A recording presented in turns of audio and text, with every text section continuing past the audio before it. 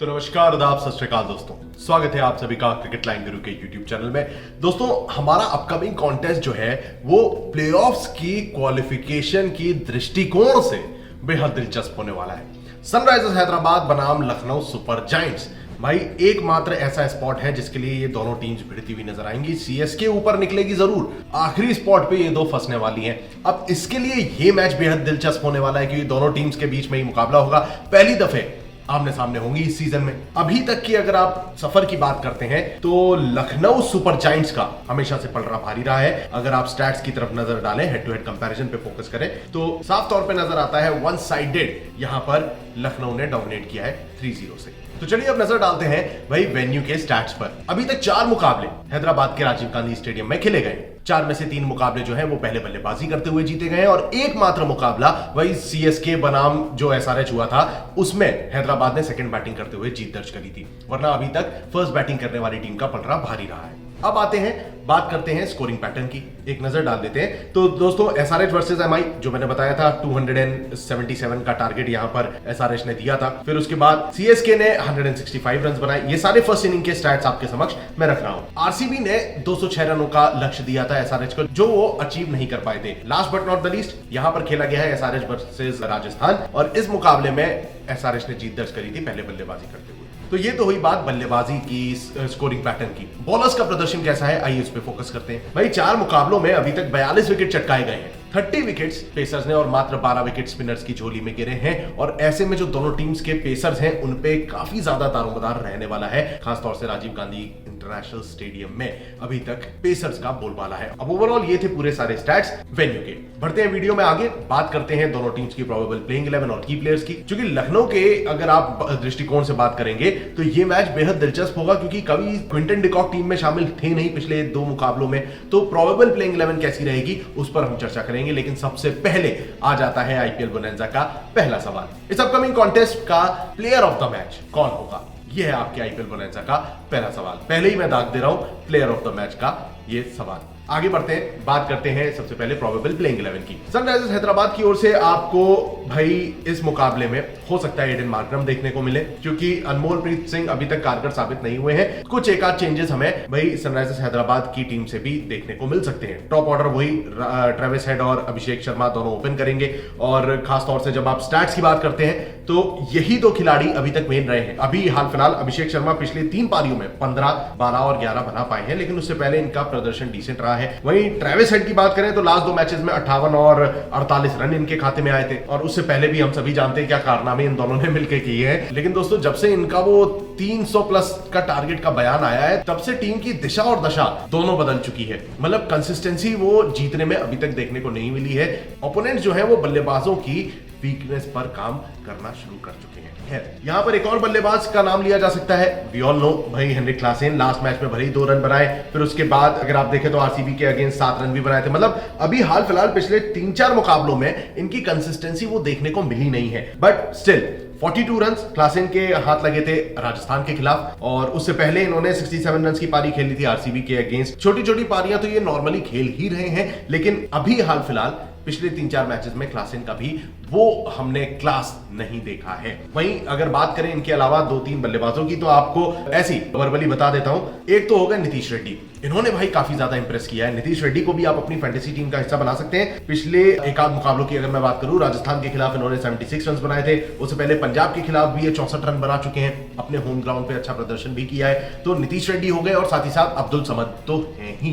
तो ये 2 बल्लेबाज को भी एज एन ऑलराउंडर अगर हम कहें तो इन दोनों को आप सेलेक्ट कर सकते हो। तो टीम लुक्स गुड, लेकिन गेंदबाजी की जब बात आती है तो यहां पर ऑप्शंस तो आपको काफी सारे मिलते हैं। यू गॉट मार्को जेनसन, साथ ही साथ Pat Cummins, Bhuvneshwar, T Natarajan, Jaydev Unadkat जैसे ऑप्शंस आपको मिलते हैं। लेकिन अभी तक 2 ही गेंदबाज जो है वो कारगर साबित हुए हैं या फिर कहें कंसिस्टेंसी मेंटेन रही है और वो है सबसे पहले तो टी नटराजन की गेंदबाजी अगर आप देखो 4 विकेट इन्होंने डीसी के अगेंस्ट, उसके बाद 2 wicket RCB, then 2 wicket Rajasthan, उसके ऊपर अगर आप देखो तो 3 विकेट केकेआर के भी खिलाफ चटका चुके थे।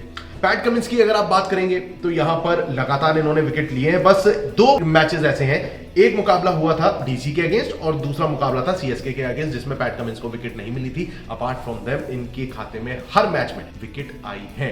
तो यही 2 ऐसे गेंदबाज हैं जिन पर आप डिपेंड कर सकते हो। इनके अलावा मुझे नहीं लगता कोई ऐसा गेंदबाज होगा जो आउट ऑफ द बॉक्स प्रदर्शन करे। भले भुवनेश्वर कुमार ने राजस्थान के खिलाफ 3 विकेट जरूर चटकाए थे, पिछले मुकाबला जो SRH ने खेला है उसमें भुवनेश्वर कुमार ने 3 विकेट चटकाए थे, बट अपार्ट फ्रॉम देम कोई भी ऐसा गेंदबाज मुझे तो नजर नहीं आता है। भाई लोग, ये सभी स्टैट्स मेरे सामने हैं बॉलर्स के, और इनके अकॉर्डिंग आप देख सकते हो कि 2 ही 3 ऐसे गेंदबाज हैं जिन पर रिलाई किया जा सकता है। अब बारी आती है भाई इनके ओपोनेंट्स लखनऊ सुपर जायंट्स की। फिलहाल तो स्थिति जो है इनकी डामाडोल नजर आती है। सबसे पहले तो पॉइंट्स टेबल पे भी नजर डाल लेते हैं। पॉइंट्स टेबल जो अभी तक हमें नजर आ रही है, सनराइजर्स हैदराबाद 11 में से 6 मुकाबले इन्होंने जीते हैं, 12 पॉइंट है, 12 पॉइंट लखनऊ के भी हैं। बस मात खाती हैं तो नेट रन रेट में, जो कि हैदराबाद का थोड़ा बेहतर है, माइनस में दोनों है, लेकिन हैदराबाद का है -0.065 और लखनऊ का है -0.371 का। तो ये चीजें ध्यान में रखनी होंगी लखनऊ को भी। अब जो भी ये मुकाबला जीते, बड़े डिफरेंस से जीतना होगा, क्योंकि ये नेट रन रेट जो है ना, ये भैया गले की हड्डी बनने वाला है। तो ऐसे में भाई इस पर काम तो करना होगा। वीडियो में आगे बढ़े उससे पहले मैं दाग देता हूं दूसरा सवाल। भाई इस अपकमिंग कॉन्टेस्ट में सबसे ज्यादा विकेट कौन सा गेंदबाज लेगा?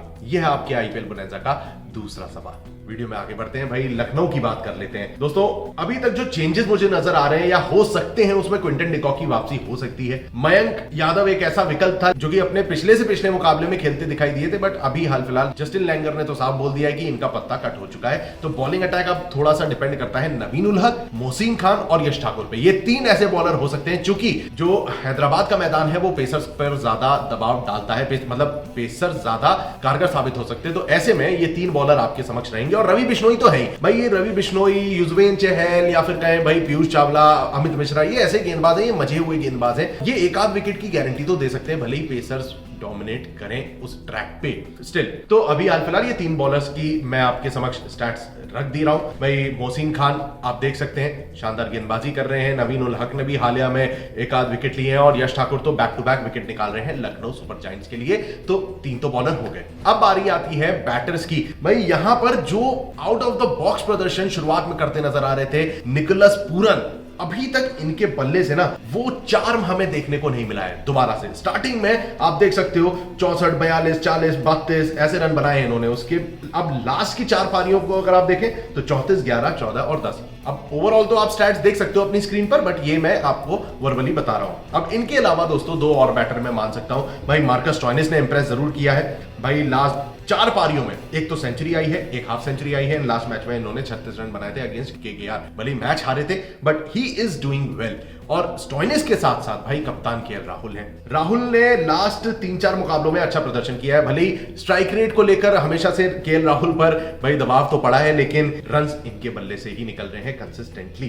तो ओवरऑल ये 3 हुए बल्लेबाज। अब क्विंटन डिकॉक कैसा खेलेंगे अगर प्लेइंग 11 में आते हैं, तो वो एक अलग कहानी हो जाती है। अब हाल फिलहाल देखो तो राजीव गांधी इंटरनेशनल स्टेडियम में हैदराबाद का सनराइज हमेशा हुआ है, और ऐसे में पलड़ा तो डेफिनेटली सनराइजर्स हैदराबाद का भारी होता है। लेकिन यहां पर दोस्तों वीकेंड से एक छोटी सी आईपीएल स्क्रिप्टिंग अगर हो तो उस पे लखनऊ सुपर जायंट्स यहां पर दावेदारी पेश कर सकती है, दावेदारी ठोकती हुई नजर आ सकती है। और इसी के साथ आईपीएल बोनैंजा का आखिरी सवाल पूछ लेता हूं लखनऊ सुपर जायंट्स की ओर से। भाई सबसे ज्यादा स्ट्राइक रेट किस बल्लेबाज का होगा? This is your question number 3। Finally 3 सवाल हो चुके हैं। तीनों का जवाब अगर आप देते हैं, सही देते हैं, तो मिलेगा कैश प्राइज। तो उसके लिए भैया फटाफट से उंगलियां चलाइए और कमेंट सेक्शन में जवाब लिखना शुरू कर दीजिए। और मुझे दीजिए इजाजत, जल्द हाजिर होऊंगा क्रिकेट की और तमाम अपडेट्स के साथ, आईपीएल बोनैंजा के सवालों के साथ। तो तब तक के लिए stay tuned and keep watching cricket line Guru.